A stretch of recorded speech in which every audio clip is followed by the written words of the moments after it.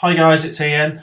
I just wanted to talk to you about a brilliant software application called ProWritingAid. Now, some of you have probably heard me recommend this program before, recently in a podcast that I did, or on blog posts, or face to face if I've spoken to you.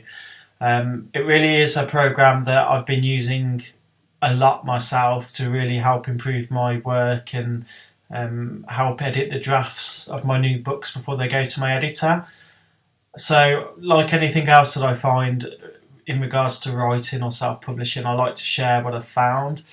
And I know there's a lot of established authors that would really benefit from having this tool to streamline their editing processes. And there's a lot of upcoming authors and newbie writers that I know would benefit from the sort of the learning tools that come with ProWritingAid. It certainly pointed out several of my flaws with writing, and I think it could do the same for a lot of other people as well.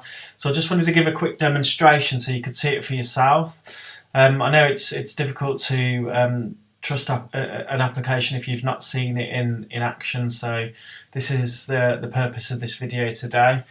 Now what I've loaded into it at the moment is already been edited and released, so it's not ideal.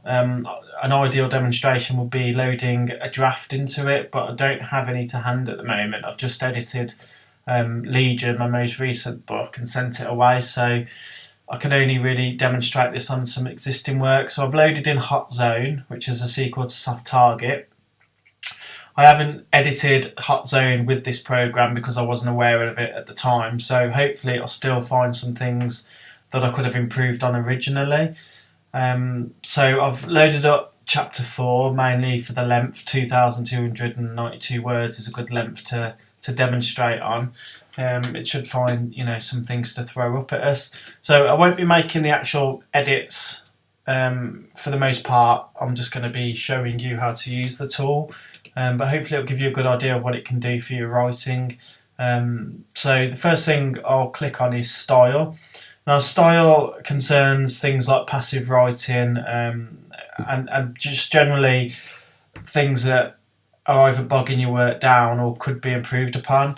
Now, I've got this set up to look at my work as a creative piece, so you can set it to look at it as a business piece or academic. So I've actually got this set up at the moment as a creative piece, and it is worth mentioning that right now I'm showing you the Scrivener plugin. ProWritingAid is free to use via their website, but I do recommend you pay the $35 a year because it gives you access to the Word plugin, which is actually probably the best of the plugins. It seems a bit more comprehensive than the Scrivener plugin.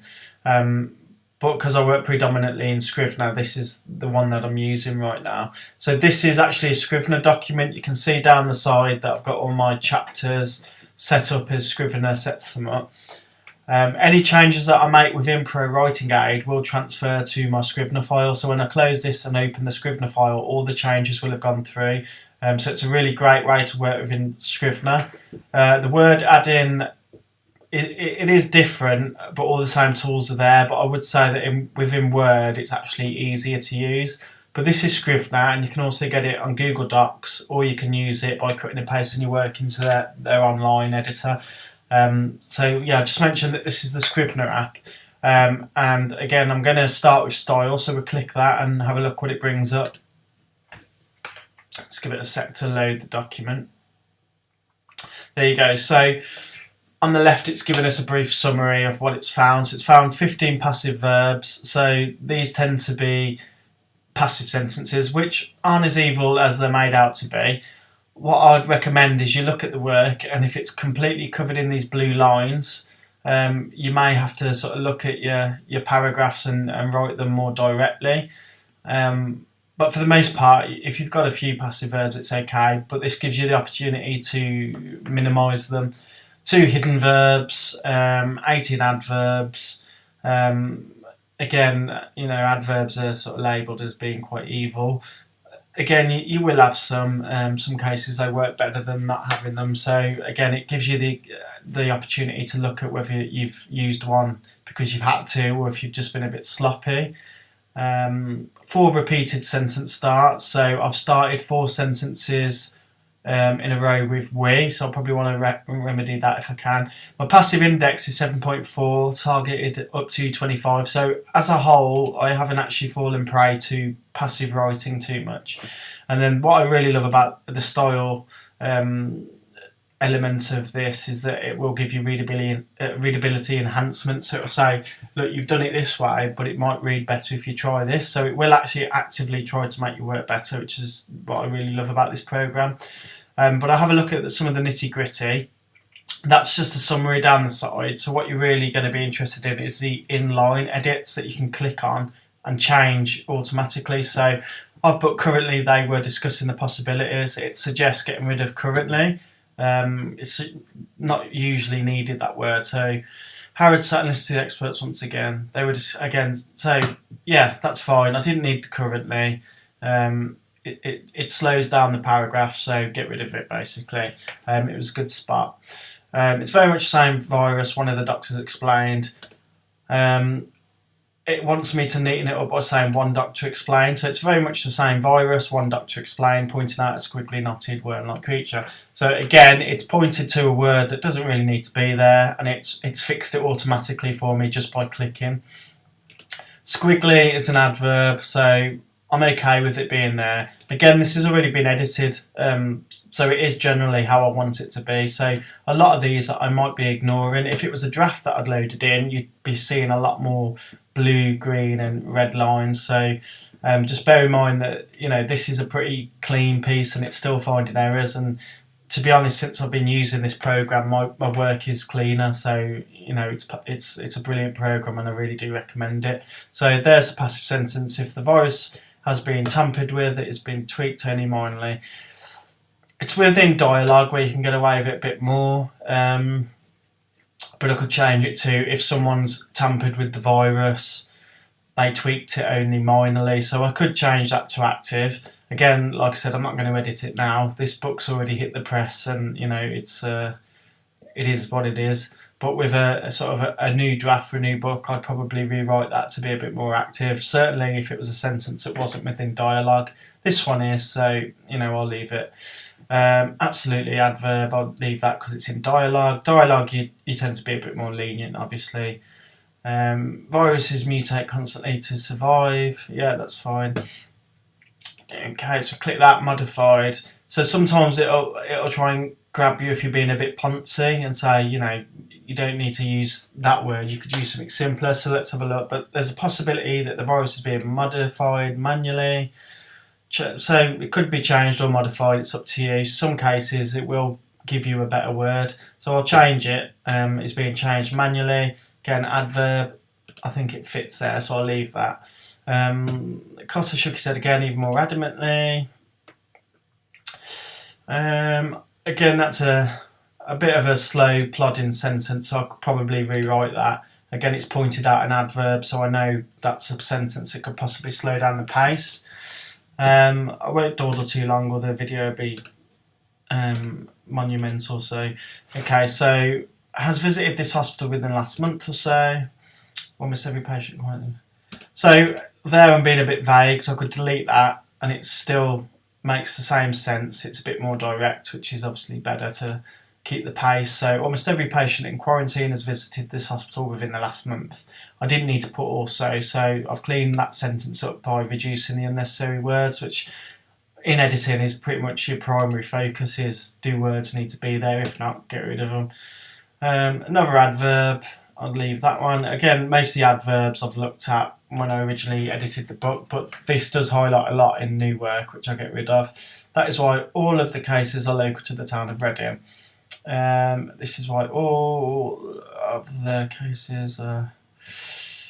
I'd probably just get rid of there. All the cases are local. So, again, these aren't hard and fast rules. They're more suggestions. So always sort of have a look at what it's suggesting. You don't have to agree with everything, and you won't, because you know it is working off algorithms. Seems that white knight is the commonality in all these cases. Okay, again, I could make that more direct and have my character make an actual factual statement rather than supposedly, or, you know, it was a bit wishy-washy. So that's more impact by just stating white knight is the commonality in all these cases. So again, this has already been edited and gone to press, and it's already been cleaned up. All have been cleared of the virus. Again, another passive sentence. Fluids, I'll leave that because it works in that context. No employees of the hospitals have been infected. I'd say no employees of the hospital are infected, so that gets rid of that passive sentence, etc., etc. So you can see what style points out. It points out at sentences which could be written in a sort of a more direct and satisfying way for the reader. Usually we are checking the patient's background. These things start. So I could get rid of the adverb and put often these things start after a patient travels. So again, you get the point. Right, in the red is where I've started 4 sentences in a row the same, so that's pretty bad. I don't know how I noticed that. So we are not detective snapped Cotter. We're here to study and contain the virus.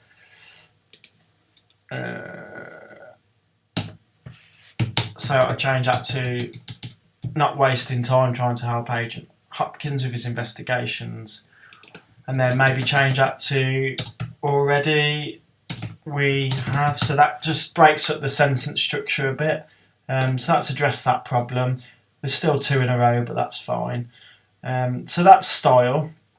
Red, let's look at that. Possible hidden verbs, that's where the hidden verb is. I can address that by rewriting the sentence, giving it a better relationship between verb and noun. Another passive sentence, had been loaned. So you get the picture. I won't go on too much. Immediately, again, another adverb. So another hidden verb. So you can see that even on an edited piece of work, it's finding quite a few suggestions. And I could probably find that 75% of these would actually lead to me writing a more powerful sentence. So I absolutely love this, especially with a new draft, because it takes out so much of the guesswork, because it lets me know, these are the sentences that aren't working or could be better. I mean, that whole first sort of paragraph is mostly clean for the first half, so you can see that, in a lot of cases my writing's fine, but then sort of this paragraph's got several suggestions, so that one's maybe the paragraph that I'd want to spend a bit of time on. But doing this just before you're ready to send it to an editor, you can really get things, how you want them. Okay, so it's got a suggestion here which I can automatically change. Being the epidemiologist, Crenshaw, and if it was him, then the man could be planning another biological attack. And I'll probably leave that, but I could change it to then the man could plan another biological attack right this very second. So get rid of very. I very often find very and little and immediately are the 3 words that I usually get rid of. I don't know why I put them in so much when I'm actually writing, but I usually edit them out. Howard taps his foot, anxious to get going. So it's given me a suggestion that maybe eager's better, and I think that's right because he's eager, he's not anxious, he wants to get going. So Howard taps his foot, eager to get going. So that's just a few changes I've made. But you can see there's lots more for me to look at, and it's all really easy, just a case of left clicking. It'll tell you the flaw, potential flaw, so it will actually explain to you so you can understand what it's saying, and in that case I've learnt a few things. Slight attention is the sum total is the so I could get rid of sum. You get the picture. Go on to grammar. So grammar, as you expect, is grammar and spelling. A bit like a normal word processor spell checker, but with a few more bells and whistles. So what's it say there? Minorly. No, so that's false positive. I don't quite know what it wants me to say there, but maybe minorly is not a very common word, so I could potentially change that to minimally. And then at least now I've got the confidence that that word is more appropriate. We type millennia. Okay. So I've misspelled millennia, I've only put 1 N, it wants 2, so there's it doing its spell checking work. It will as well in the Word document application that I found, it'll also point out any sentence if you spell in the American fashion or the English fashion. So if it knows you're a British writer and it sees you've used an American spelling, it will catch that for you, which is useful to me. One thing that doesn't fit about it being, fit for it being the hospital itself. Could change that to for, I'll leave it at about. Porton is a pronoun, so that's a false positive. Howard wasn't the expert here. Okay, so it's saying you need a comma here ideally. So that's another thing that I really love. It'll tell me when I've missed a comma, and also it'll tell me when I've put a comma that doesn't need to be there. So there you go. That comma doesn't need to be there. Mother Nature is predictable, whereas man is quite the opposite. So I struggle with commas sometimes. I'll admit I'm not always 100% whether I should use one or not. So this helps to sort of back up the choices I've made by either saying yeah I agree or think about it again. So that's something I find really useful within grammar. The reason you are here is that there are certain elements. Either or I think would be fine. Okay, these are all of the patient records. Yeah, so I could snip a bit of unnecessary word in. These are all the patient records, so that reads cleaner and quicker, which is better. We're just picking up the slack for undemand departments. Okay, so it doesn't like it as one word, so it's saying it'll probably be better as two words or a hyphenated word, so I'll choose a hyphenated. Sometimes doctors may go on rounds if they're free. Yeah, get rid of the comma. It's something the directors of the trust promote in order to. Yeah, so don't need all those words. Directors of the trust promote to cut waiting time. So again, it's getting rid of all these useless words that just bog things down. So that's indispensable to a writer. Why did Mrs. Drayton complain about him? No, false positive. You will get false positives like any program that you use. So again, it hasn't found too much, but this is an edited document already, so putting a draft into it, it would be absolutely littered. So just bear in mind that this tool is more helpful on a piece of work that you haven't sent to an actual editor yet. Overuse I find really useful in my drafts. It will point out basically any words you've overused, so it'll say, there you go, for example, I've used the word have or a derivative of have, so had, 9 out of 25 times. It suggests, and again I like the fact that it gives me a suggestion. It says remove about 9, so it doesn't say get rid of them all. It says get rid of 9 and you should be okay. So let's have a look. And just, I haven't mentioned it already, but you can do actual new writing as well and use this as a word processor. So if you're going through it and editing and then you suddenly realise you want to add a new sentence or conversation, you can actually add new work as you go along. So you can actually do your work within this. It's probably better to use Scrivener or Word directly, but just so you know, you're not locked into going back and forth every time you want to add new content. You can sort of add stuff within the program as you're editing. So there you go. And I've got fat fingers today because I can't type properly. Okay, so again, this is what I've overused. So it's saying get rid of 9 haves if you could, see if they're necessary. They were discussing the possibilities of what could have caused the outbreak. Possibilities for the cause of the outbreak, for the outbreak's cause. I could rewrite that sentence in several ways and get rid of the have and make it a bit more direct and present tense. We need to find out why so many ex-patients of this hospital have come down with a rare third world disease. So many of these ex-patients at the hospital are infected with rare. So there you go, got rid of another have. I could click that to update it if I wanted to. So it's saying great, get rid of 7 more. So you can sort of keep clicking, see where you're at. Again, another useful tool. It also wants me to look at getting rid of at least 1 new or no. So let's look. We don't know admitted Dr. So I'd leave that one because it's dialogue. I want to know who saw the patients, the staff. I want probably leave that one. I think I could change that, but I can't think of anything right now. I think somebody did this, somebody who understood what they were doing. So there you go. So that's got rid of the repetition of the word no. You can see that I've got quite a few haves, which is all sort of muddling the tense that I'm using. So we'll need, you know, so there's plenty of things that you could change, but we'll, you know, or could just say, but we'll do things the old-fashioned way. So again, it's all snipping unnecessary words. So you get the picture. There's a couple of maybes there I should get rid of, possibly saying remove one. I think it's okay in this case because I've used it in dialogue and the person's intentionally repeating the same sentence start to get his point across. So it's okay there, but you get the idea. And again, with a rough draft, this will be a lot more obvious where your flaws are. It will make you realise, you know, do you know you use this word a lot because it's happened 26 times in 2,000 words. So this has helped me know that I actually do over rely on have and hads and things like that, and seem as well comes up quite often.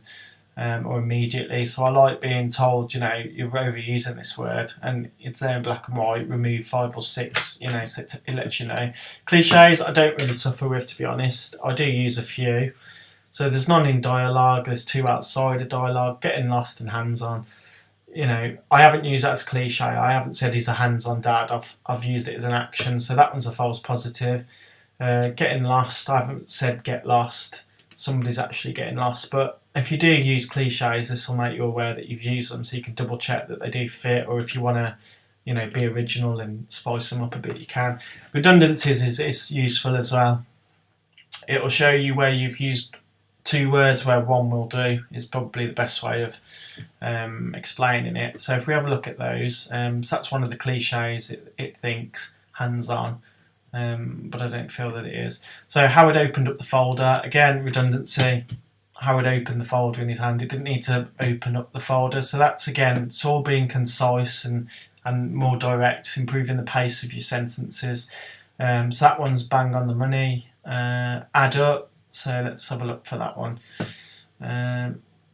Outside of, anyone outside of, so again, anyone outside the health industry works perfectly without the 2 words, one will do, but there were things that still did not add up.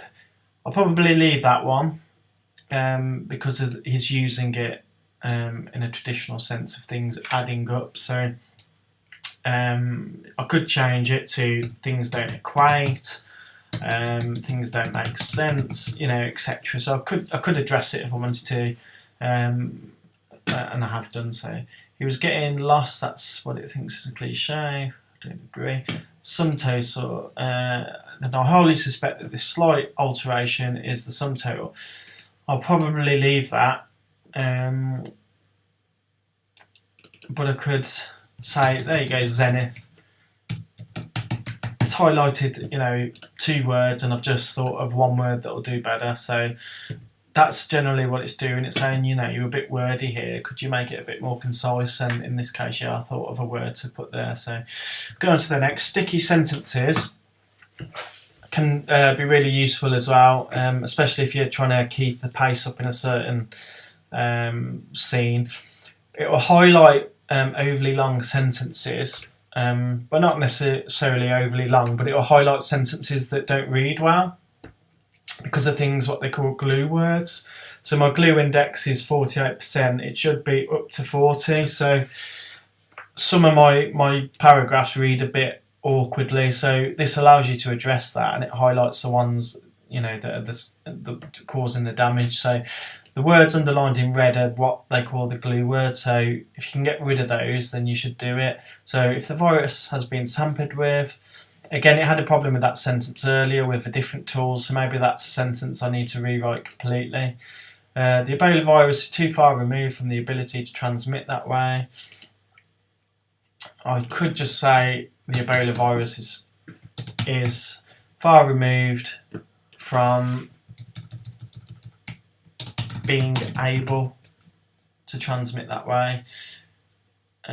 It would take millennia for an organism to evolve. Like that, in such a way, is a bit wordy. Evolve like that is a little bit better. So, you know, some sentences you can change more than others. More important is how the virus got started.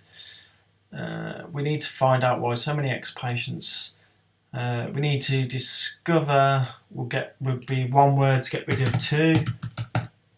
We need to discover why, and then so many doesn't need to be there. We need to discover why ex-patients of this hospital are infected with a rare third world disease. I don't think rare needs to be there, so it could just be third world disease. We need to discover... okay, so I've cut a few words from that, so it's improved it. The man had a way of looking at the rest of the room, like he... So that's wrong, that should be was surrounded by children. Maybe put a comma there. The man had a way of looking at the rest of the room, like he was surrounded by children. Yeah, maybe. But you get the idea, and you can always rerun it after you've made your changes to see if it feels you've fixed the problem. So in that case, it doesn't feel that I have really. So the virus had been tampered with. I could short it. The virus has been tampered with. It's been tweaked. Put minimally. And then maybe start a new sentence. Even doing that much would take a genius level knowledge of genetics. Genius knowledge of genetics. Let's try it again and see if it feels I've fixed that sentence. There you go, so I fixed the first half at least. If the virus has been tampered with, it's been tweaked minimally. So that reads better than that big long-winded sentence that I had. Even doing that would take a genius. So that's probably fine. It's the same statement, it's just a little less wordy. And it's more likely how the characters would talk to each other, because it was a bit, you know, they're telling each other things that one another would already know or assume. So that's fixed now. That first paragraph reads well, and as an opening paragraph you really do want that to have a good pace to it. You don't want to impede anything that could get somebody into the chapter. Okay, so moving on again, we're going to diction. This all tends to be vague and abstract words, things where you're not quite getting to the point, and you could be more concise again. It's all about being concise. Worm-like creature, one doctor explained, putting out a squiggly knotted worm-like creature. Probably leave that, although I can't think of it now. I know there's a word that means worm-like, so I could change that.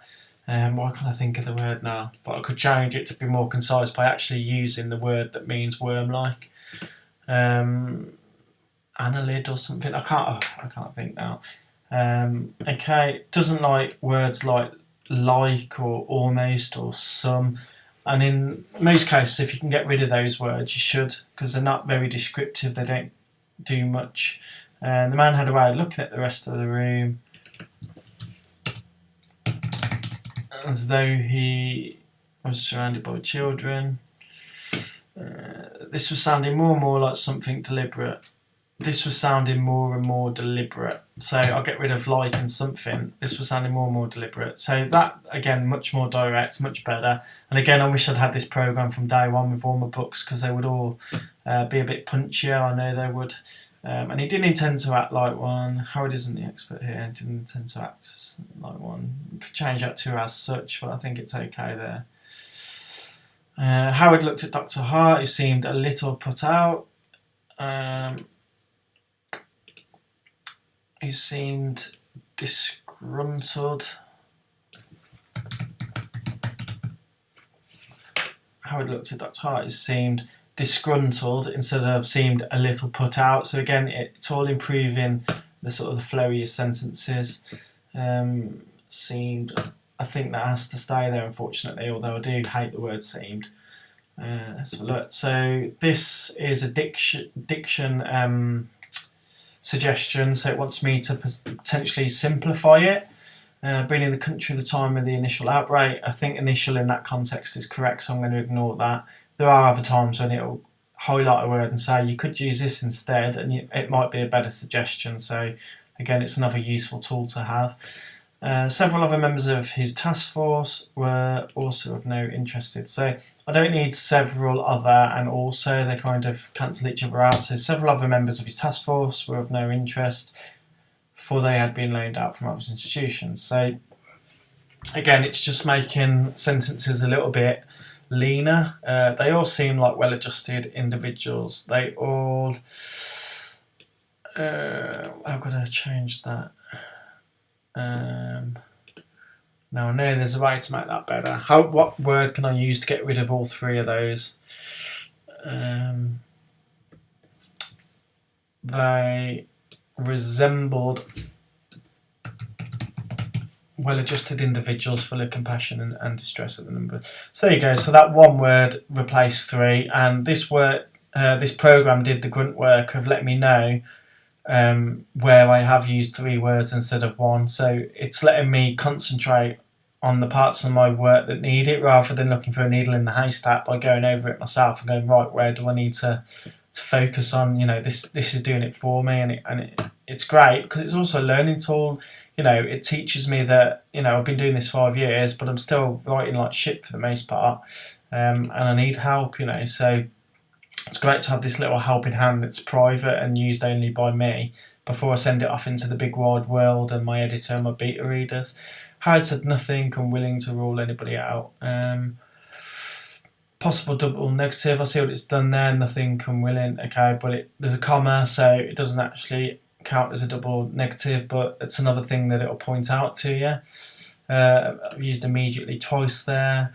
So it's given me the suggestion at once, so that'll break up the fact that I've used immediately twice. He was verging on the anger for not being informed at once.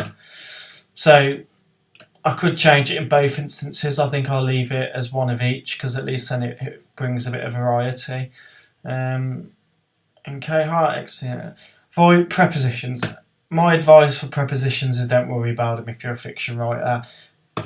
Most readers don't understand what a preposition is, and those that do are unlikely to care. So if you really wanted to address it, leaving behind her shoes would be fine. So if you're worried about prepositions, there you go, that's sorted that. I don't tend to stress about them too much because I think it's a bit of grammatical snobbery, to be honest. It doesn't really mean anything. But there you go. So we're going to the next one, which is repeats. This is helpful, but I find that if I were to use it regularly, I'd never actually get to the end of a document because it highlights so much. But what it does is it colour codes repeated words and phrases, so you can look and here you can spot that I've used engineering twice in quick succession. Now engineering's not an everyday word generally, so I might not want it appearing so close. It might be a bit jarring to read. Because they're having a discussion about engineering, genetic engineering, you know, it's okay. But it will point out that if you're overusing things, so you can see I've used the word virus lots. In this case, you know, it's pertinent, but other cases it's not. I've used the word even twice. That's not a great word to keep using. So shook his head again. More adamantly is fine. It doesn't need to be even more adamantly, because that's just qualifying the same meaning. So I got rid of one of those evens. It will be a proud achievement to even come close. I'll leave that, happy that it's not appearing in two successive sentences. So you get the point. So ex-patients, hospital, hospital, hospital. So it'll let you know, and you'll see quickly from the colour patterns if you're overusing a word. It can be a good way to see if you're overusing a character's name as well, rather than he said, she said. You know, if you're constantly saying Teddy did this, Teddy did that, Teddy said this, it'll make it pretty apparent that you're going to bog down the reader by repeatedly saying this person's name. So again, it's another helpful tool. It's not one I use extensively, but I do give it a quick browse. So I mean, it's highlighted there that I've done a capital there and not there, so he's being addressed there as name. So that's just, I mean, that got through into the final draft, so that's something I really need to fix and upload to Kindle. So you can see, even after this has been to an editor, you know, ProWritingAid's picking up things my editor didn't. So again, it's a really great tool to have. If you want a summary on the left, it'll show you the phrases that you're repeating over and over again. So if you don't want to go through with a fine-tooth comb, you can have a quick browse and think, oh, I don't want to keep saying highly likely that. You know, that's that might be something to address. If you want to look at this summary and go, right, okay, I know that's fine, so get that out, you can click the eyeball and it'll remove it from the system, and then when you go through in line you won't be able to see it. So that's repeats. Combo will bring up a report with several different things on it that you've programmed. So combo is a bit like your programmed report. Length is another good one, especially if you look at opening chapters where you don't want to give too much information too soon. It will show you where your long sentences are. So you wouldn't want this to be your first opening sentence in the book, because you want something snappy and quick. So when you find a sentence that it's stating is too long, you could look at maybe breaking it up into two or removing some of the words. So there are many places where patients congregate. So maybe change patients congregate in many places, and then change that to a new sentence. Patients congregate in many places. The one we could contract that because it's dialogue. We've checked have been clear. Could make a comma, or ones we've checked so far have been clear. There is one thing that doesn't fit about it being okay. So yeah, I'll probably leave that as one thing that doesn't fit about it being the hospital itself. So get rid of that is, and it's just the hospital itself causing the infection. So let's see if it thinks I've fixed that. So I'll click length again, and there you go. So it's now saying, yeah, that sentence is fine, well done, you fixed it. It's not too bad. So there you go, there's a massive sentence. So if heart surgeon is free, which is rare, granted, you might go down to A&E to deal with minor wounds, discharge those already seen. So that's a pretty long sentence. So I might want to look at, breaking that up a bit, especially with the more, it's not there you go, so it's actually two sentences, so they both need addressing. It's not a popular scheme, especially with the more specialised doctors. It has, however, so there you go, so that's broken those two long sentences up into three, so that could remedy that. Again, you get the point, so there's another one there.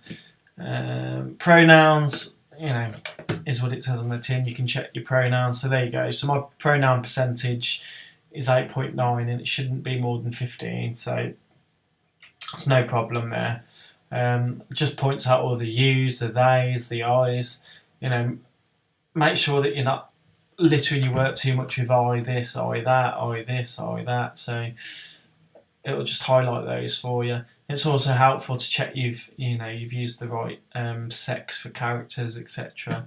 Alliteration's not really something I use a lot. So there's 4 3-word alliterations found and 56 2-words. So you can have a quick look through them. Cotter shook his head is fine. To even come close. If I wanted to come near.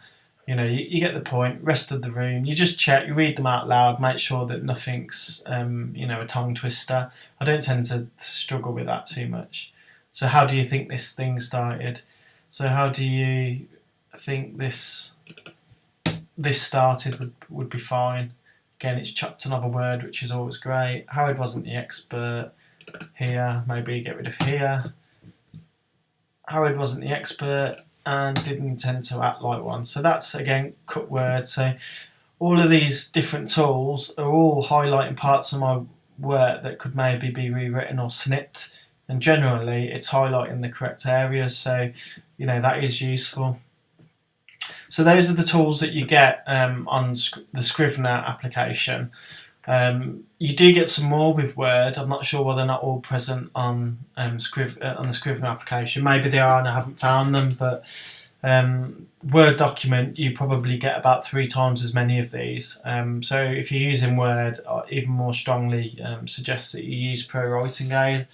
Again, you can use it for free if you want to by cutting and pasting your work online. But $35 a year isn't much, and being able to use it within the editors yourself, you don't need an internet connection. You can do the whole document at once if you're using Word. You can have an 80,000 word document and it'll highlight the absolute complete thing. So it's really worth having. And even if you do use it online, if you pay for the license, you get extra features and quicker response as well. So a dozen different doctor's signatures. There you go. That's alliteration. That's a bit awkward. Dozen. Frustrated to find a dozen. So there you go. That's fine. Sorry, getting sidetracked. So yeah, I mean that's a demonstration for you. Hopefully you've seen sort of how useful this is. I won't lie, if you do use any of my links, they are affiliate links, so I will get a small commission if you do purchase a copy through one of my links. If you're not comfortable with that, it's fine. I still absolutely recommend ProWritingAid, and I've been using it for months and I've only been an affiliate for a few weeks. You can just go directly to their website and you can purchase it without involving me at all. But this is a demonstration of the program. You know, I've already suggested this to several of my colleagues, and I know a few are using it already and they enjoy it. I just wanted to make sure that everyone understood what the program was and what it could do for your writing. And again, remember that this is already edited. If you put a draft into this, or if you're new to your career and you're still improving your craft, it'll be even more indispensable. I use this as a third draft tool, but when I first started using it, I was using it as an improvement tool and a learning tool, because it was showing me, you know, where I sucked.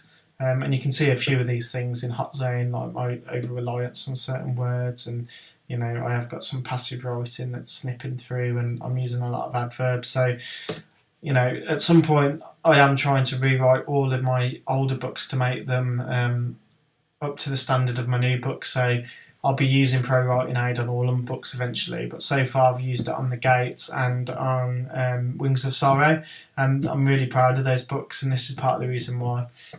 Anyway, I won't keep you any longer because my mouth's getting dry. And anyway, I hope you enjoyed the tutorial. Sorry about my droning Birmingham accent. But yeah, cheers for staying with me if you've stayed with me this long.